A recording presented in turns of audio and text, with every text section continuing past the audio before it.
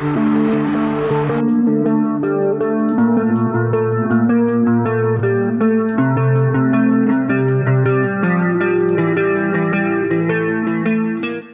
February of 2020.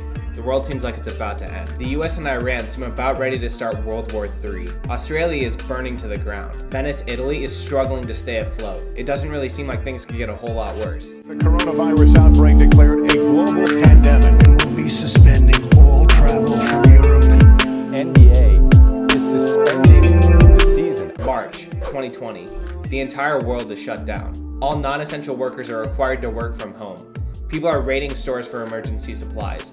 In the stock market, the Dow Jones just dropped 3,000 points in less than 2 weeks, while the S&P 500 dropped 12% in a single day. Not to mention all the airlines and hotel chains that will be going bankrupt as a result of nobody being able to travel. This is peak fear. This is peak uncertainty. Nobody knows what's going on. April 2020. Federal Reserve Chair Jerome Powell prints $2 trillion to fund the CARES Act. This money printing comes at the perfect time, as the Nasdaq bottomed the day before these measures were announced. The Federal Reserve is also printing another $484 billion for the Paycheck Protection and Healthcare Enhancement Act. This will serve as the basis for the economic rebound to come, as well as accessible tests available to anyone concerned. May 2020. The House passes another round of stimulus, worth over $3 trillion. Known as the HEROES Act, it will hand out $1,200 stimulus checks to every eligible American and allow them to spend it on whatever they need. July 2020. Congress approves the HEALS Act. This act allocates an additional $1 trillion to healthcare and testing facilities. December 2020. Another $900 billion stimulus. This will give additional unemployment benefits and give lower income individuals $600 stimulus checks. Let's put all this money printing into context. This is how much the United States spent on the military in the year of 2019. This is how much the 2009 American Recovery and Reinvestment Act costs. This bill served as the main government spending to get the US out of the 2008 financial crisis. And this is the total amount generated by the US government in 2019. This line, the biggest one, is how much the United States spent on these relief packages. Between the legislative branch and the Federal Reserve, the US has spent over $7 trillion in less than 1 year to stimulate the economy. This isn't even taking into account interest rates going to an all-time low, civil unrest, or supply chain disruption. Despite all of these issues, nearly every single investment has seen extraordinary returns in the year of 2020. The Nasdaq, the stock exchange holding the biggest tech companies in the world, including Apple, Facebook, Google, and Amazon, went up a massive 43.6% over the course of 2020. This is the largest year-over-year gain in the history of the exchange. Housing prices rose an average of 15% across the nation, the largest single-year increase since 2005. Crypto also saw a massive increase in value. Bitcoin went from $7,200 to more than $30,000 and hitting a peak close to $64,000 in April of 2021 as of the time of this recording. Prices of everything, including boats, used cars, Pokemon cards, computer parts, and luxury watches, have all skyrocketed in value due partially to all the stimulus in the economy. Fast forward to January of 2021.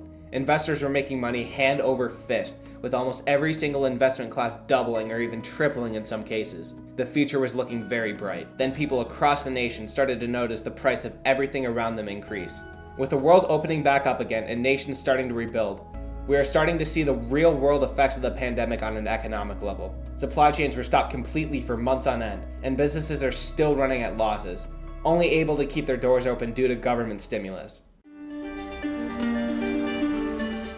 Massive travel-reliant companies are running at huge losses. Boeing, a very stable and consistent company, reported a net loss of over $500 million in the first quarter of 2021 alone. Carnival Cruise Lines hasn't been able to provide any cruises for almost a year, and Hilton Hotel and Suites had the revenue cut in half in the year of 2020. Nearly 100,000 established businesses closed their doors in the year of 2020. This includes retail giants like JCPenney, Tailored Brands, and Guitar Center, but most of these businesses were small ones.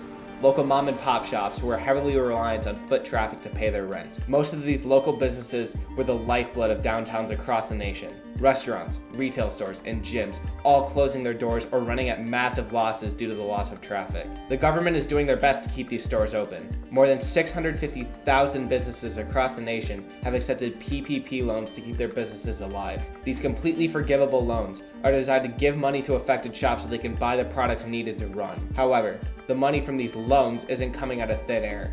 It's coming directly from the Federal Reserve and the US government's allocation of funds they don't even have. The cost to acquire the items these businesses make has also risen sharply. This is shown in the Consumer Price Index, or CPI. According to the CPI, prices for these everyday goods rose 4.2% from April of 2020 to April of 2021. This is a massive economic problem that now, more than a year after the world got shut down, we are finally starting to feel the effects of. But there are other factors that cause prices to go up.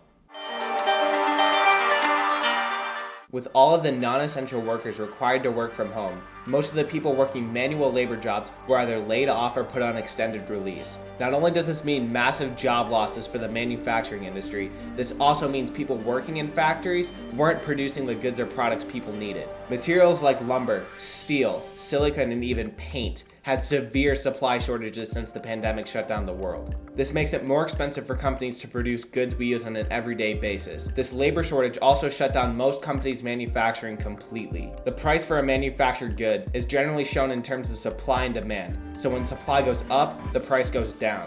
This cost isn't typically absorbed by the businesses who are struggling to stay open, however. This cost is typically passed right down to the consumer who need these goods to function in society. This added cost will typically cause a decrease in demand for the product the business is trying to sell. When the business isn't making as much money as it should, investors start to get worried and sell their shares. This is where the real pain of hyperinflation comes in. Distrust in the US dollar will follow from all this inflation, which will cause businesses to become even less profitable. This process will cause a deadly feedback loop of ever-increasing prices, all because of a break in the supply chain. But where do we go from here? Say you're a resident in a country like Zimbabwe, South Sudan, North Korea, or any other country with runaway inflation. For this example, take the country of Venezuela. It's 2015. Considering it costs roughly $4,500 US per year to live in Venezuela, your $250,000 US looks like it will last far beyond your years. Fast forward 5.